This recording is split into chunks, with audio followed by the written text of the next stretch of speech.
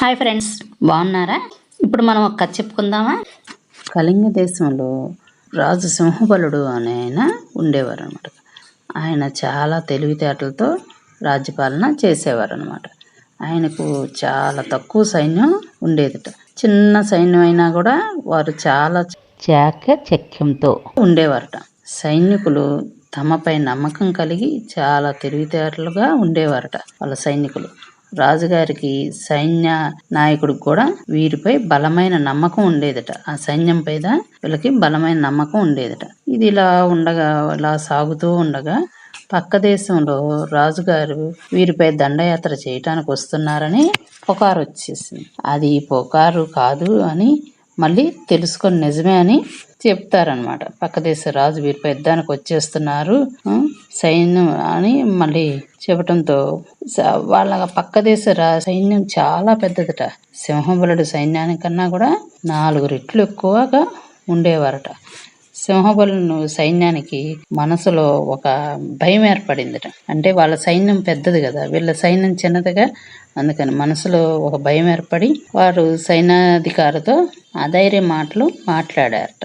మాట్లాడేసరికి సైన్యాధికారి రాజుగారికి వీరి బలహీనత చెప్పారట. సరే, నేను రేపు చూస్తాను, రేపు ఊరి చివర గుడి వద్దకు మీరు సైన్యంతో రండి, అక్కడ కలుసుకుందాం మనం అని చెప్తారనమాట రాజుగారు సైన్యాధికారి. ఆ గుడి వద్ద కలుస్తానని చెప్పగానే అలాగేనని మరో రోజు రాజుగారు సైనికులు వారి అధికారిని కలిసి రాజుగారు చెప్పిన చోటకి వెళ్తారనమాట. రాజుగారు వీరికి ఒక నాణ్యం చూపించి, ఇదిగో ఈ నాణ్యం ఇక్కడి నుంచి గుడిలోకి విసురుతాను, బొమ్మ పడితే గెలుపు మనదే, బొరుసు పడింది అనుకోండి ఓడిపోతాం, మనం ఓటం మనది అని అది ఖాయం అని చెప్తారట రాజుగారు.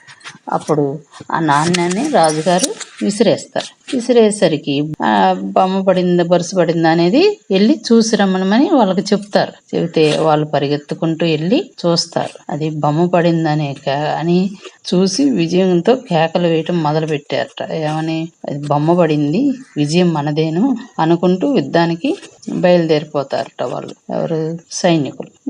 ఓడిపోకుండా ఆత్మస్థైర్యంతో వారు మళ్ళీ రాజ్యాన్ని తెచ్చుకుంటారు అనమాట. గెలుచుకొని ఆనందంతో పండగ చేసుకుంటారు. ఊరు వచ్చేసి వాళ్ళ రాజ్యానికి మళ్ళీ వాళ్ళు వచ్చేసి పండగ చేసుకుంటారు. ఆ సమయంలో సైన్యాధికారి రాజుగారితో అంటారు, ఈ దేవుడి దయ వలన విజయం సంపాదించాము, మన రాజ్యాన్ని మనం దక్కించుకున్నాము అని చెప్తాడు అనమాట. అప్పుడు రాజుగారు ఏమంటారు సైన్యాధికారులతో, మనం వేసిన నాణ్యం 2 పక్కల బొమ్మలే ఉన్నాయి. సైనికులకి ఆత్మ బలం తేవటానికే నేను అలా చేశాను. వారు ఆత్మస్థైర్యంతో విజయం దక్కించుకున్నారు. నేను ఆ ఉపాయం ఆలోచించే అని ఏదైనా వాడవచ్చు, కానీ మనోబలం కాపాడుకోవాలి, అదే విజయం తెస్తుంది అని రాజుగారు అంటారన్నమాట. రాజు మాటలకు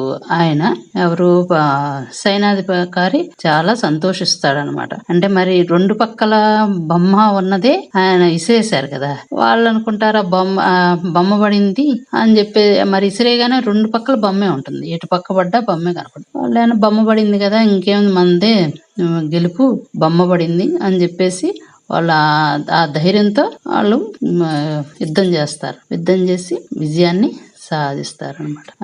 అది ఫ్రెండ్స్.